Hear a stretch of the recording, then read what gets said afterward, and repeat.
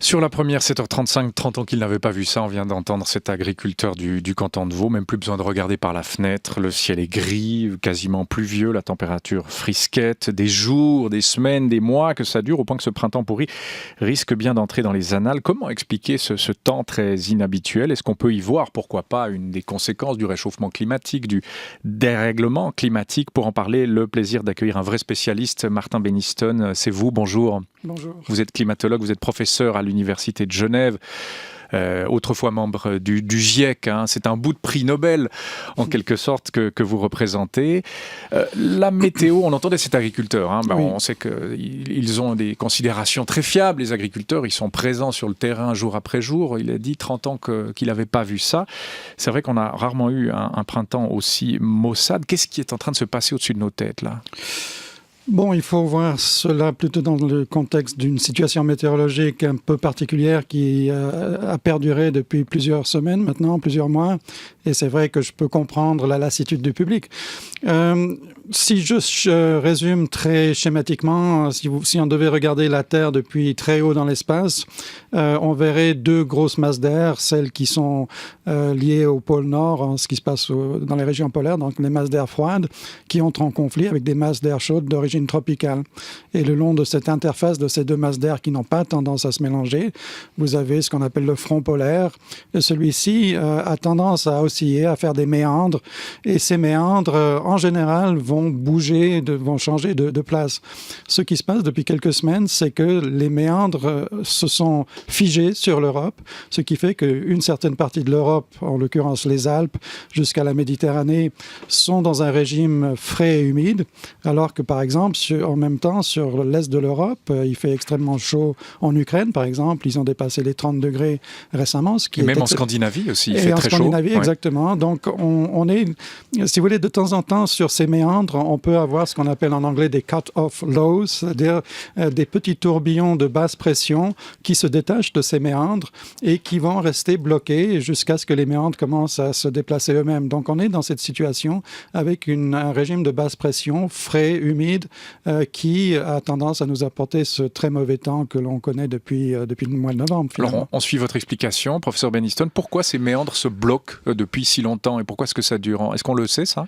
Alors, il faudrait vraiment regarder ce qui se passe d'une part sur l'Atlantique Nord. Donc, on sait actuellement que les températures au large de la côte est des États-Unis, par exemple, sont plus basses que la moyenne, mais au large du Groenland, elles sont nettement plus élevées que la moyenne, jusqu'à 4 ou 5 degrés.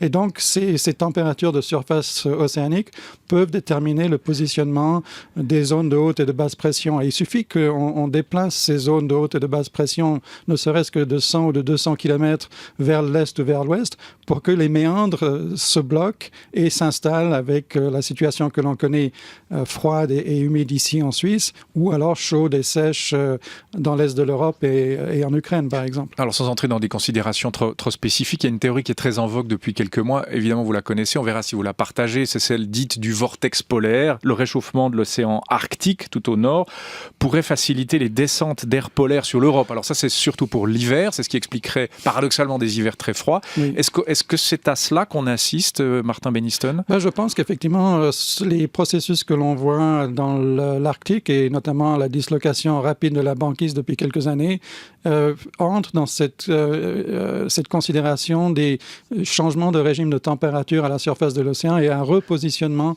des centres de haute et de basse pression qui vont, eux, apporter les régimes de temps que l'on connaît en Europe. Donc, en gros, si je schématise, le réchauffement climatique qui fait fondre les pôles, paradoxalement, nous apporte de l'air froid. Absolument, oui. C'est ça. Tout à fait, oui. Et donc, ça va, c'est quelque chose qui va perdurer, ça ? Effectivement, si les conditions continuent à se péjorer dans l'Arctique, on risque d'avoir, effectivement, paradoxalement, des hivers assez rigoureux, en tout cas de temps à autre. Un retour aux hivers que l'on a connus dans les années 60 ou 70, par exemple. Mais en même temps, probablement des étés de plus en plus caniculaires. Donc on aura un peu les deux extrêmes qui vont se manifester dans une seule et même année, de plus en plus. Vous croyez aux croyances populaires, professeur Beniston, en matière de météo? Je pense que beaucoup de ces croyances viennent du secteur de l'agriculture, très observateur du temps et de la météo, et certaines peuvent se vérifier. Je ne dis pas, par exemple, que Noël au balcon, Pâques au tison, c'est véridique, puisque Pâques change de date, mais certains autres dictons peuvent avoir, en tout cas, une certaine fiabilité sur le plan de l'agriculture, notamment. Parce que le bonhomme hiver à Zurich a très très mal brûlé cette année. Alors, si l'on en croit les dictons populaires, ça signifie plutôt un été pourri. Voilà. Apparemment, le bois qu'ils ont utilisé pour faire brûler le bonhomme hiver était lui-même très humide, ce qui explique pourquoi il a pris tellement de temps pour D'accord, l'explication est plutôt rationnelle. Voilà, en donc c'est un peu le serpent qui se mord la queue. Là. D'accord. Mais en principe, vous dites, avec ce vortex polaire, plutôt des hivers de plus en plus rigoureux et plutôt des étés plus chauds. Enfin, c'est un peu le on-off. On va vivre un climat de plus en plus continental. Hein. Exactement, voilà. Et d'ailleurs, si on regarde un peu l'évolution de ces 50 ou 60 dernières années, on a fait une étude récemment qui démontre que le climat de Genève ou de Lausanne aujourd'hui est celui de Toulouse dans les années 50, ou celui de Bordeaux aujourd'hui est celui de Lisbonne dans les années 50. Donc on voit vraiment ce déplacement des régimes climatiques vers le nord. Donc on a quelque chose comme 15 km par année de déplacement vers le nord. C'est considérable. Donc c'est assez considérable. Donc c'est une autre façon de voir le changement climatique, plutôt que de dire qu'on a gagné, 0,5 ou 1 degré par rapport à la moyenne ici en Suisse. Si on dit que ce qu'on vit aujourd'hui, c'est ce que vivaient, les Toulousains il y a 50 ans en arrière, ça c'est peut-être quelque chose qui est plus parlant pour tout un chacun. Oui, c'est tout à fait parlant. On évoquait le réchauffement climatique. Voit-on toujours les mêmes tendances à la hausse des températures, ou est-ce qu'on observe un léger fléchissement de la courbe? Alors actuellement, et paradoxalement, puisqu'on a dépassé très récemment la fameuse barre des 400 parties par million de CO2 dans l'atmosphère, donc on était à 250-260 à l'ère pré-industrielle. Donc c'est quand 400, même... c'est le seuil critique? Pas nécessairement. On ne sait pas s'il y a un seuil critique, ou si oui, à quel point ça va être critique, à quel point est-ce qu'on risque d'avoir un point de bascule ou un seuil dans le système. C'est ça un des problèmes de la prévision climatique à long terme. Et donc le seuil a été franchi. Donc on a dépassé les 400, ce qui effectivement est assez symbolique. Et pourtant, on voit que la hausse des températures s'est un petit peu ralentie ces dernières années, disons depuis le début de notre nouveau millénaire. Alors, il faut voir un petit peu comment l'énergie dans le système climatique est compartimentée. Par exemple, si une partie de cette énergie est utilisée, notamment pour faire fondre la banquise, elle ne peut pas en même temps être utilisée pour réchauffer l'atmosphère. Donc, vous avez des paliers qui se manifestent dans un système qui est très non linéaire. Et une partie de cette énergie induite par la hausse des gaz à effet de serre dans l'atmosphère est utilisée, par exemple, pour faire fondre la banquise, pour réchauffer certaines parties des surfaces océaniques. Et tout ceci peut finalement être réinjecté dans l'atmosphère. Cette chaleur qui est accumulée dans les océans peut être réinjectée à terme dans l'atmosphère et refaire partir de plus belle la hausse des températures. Alors, est-ce que ça sera l'année prochaine? Est-ce que ça sera dans 5 ou 10 ans? Ça, c'est assez difficile de prédire sur ce moyen terme, c'est-à-dire à l'échelle d'une décennie. Par contre, on est toujours assez certain que la réaction à long terme du système climatique face à ces différentes perturbations va en direction d'un réchauffement inédit, tant dans son amplitude que par sa vitesse, d'ici la fin de notre siècle. D'ici la fin du siècle, voilà. Ça, c'est aussi un chiffre très précis, très évocateur. Martin Beniston, je disais, vous étiez un membre éminent du GIEC, groupe d'études du climat, groupe intercontinental d'études du climat, qui a obtenu le prix Nobel. On a beaucoup parlé pendant 10 ou 15 ans de réchauffement climatique. Vous avez été souvent interrogé sur ce thème. On a l'impression que le réchauffement climatique est un peu sous la pile des dossiers. Maintenant, on en parle beaucoup moins. Absolument. On a l'impression que c'est plus du tout à l'agenda politique international, vous confirmez? Absolument. Bon, ce qui s'est passé depuis 4 ou 5 ans, comme vous le savez, c'est cette crise financière extrêmement aiguë que nous vivons depuis 2007-2008.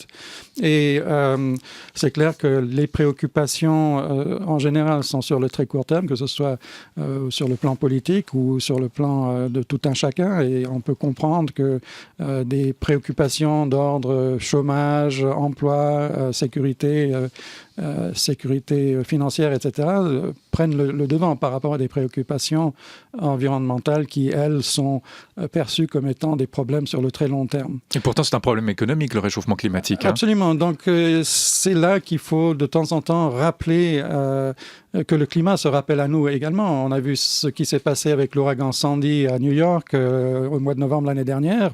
Donc, pour la première fois, un aléa climatique a effectivement inondé le métro de New York. C'est la première fois qu'une catastrophe de cette ampleur intervient à New York. Ça montre que le climat est bel et bien présent et les changements climatiques aussi. Et ça a un petit peu réveillé les consciences américaines qui, elles, étaient très largement en retrait par rapport à la perception qu'on a ici en Europe par rapport au changement climatique. On en parle peut-être un peu moins parce qu'aussi on a peut-être été un peu trop alarmiste sur le climat à l'époque. Je dis pas vous, mais enfin peut-être d'autres. Est-ce que vous partagez cette thèse? Je pense que certains ont eu tendance à être assez alarmistes et je pense qu'on a quand même tiré des leçons de la problématique de la mort des forêts dont on parlait beaucoup dans les années 70 et 80, où cet alarmisme a effectivement été très contre-productif par rapport à la crédibilité des scientifiques. Et je pense que le GIEC, donc le groupe d'experts sur le climat, a été très précautionneux dans toutes ses affirmations depuis la vingtaine d'années que cet organisme existe, en mettant très au conditionnel les affirmations, etc. Donc l'alarmisme ne venait pas nécessairement de la communauté scientifique, mais finalement un besoin de véhiculer une image que le changement climatique pouvait apporter pourrait générer des impacts parfois catastrophiques, ce qui n'est pas faux, mais mettre l'accent que sur le côté catastrophiste, finalement, ça finit par lasser le public. Oui, ça peut avoir un effet contre-productif. Absolument. Juste avant de parcourir la presse, il va faire quel temps là ces prochaines semaines? Vous avez vos ordinateurs, vous avez des modèles, des supercalculateurs de climat. On sait que vous travaillez aussi avec ça. Vous nous annoncez quoi, professeur Beniston? Alors moi, je suis pas météorologue, donc je regarde pas. Bon, j'ai regardé comme vous Météo Suisse ou les agences météo. Je pense que ça va finir par s'améliorer un jour ou l'autre. Je veux dire, c'est comme quand vous jetez un dé, vous allez finir par tomber sur le 6. Non, je crois que, j'ai vu sur le site des prévisions à moyen terme que, en tout cas d'ici début juin, on devrait retrouver un peu des couleurs normales pour la saison.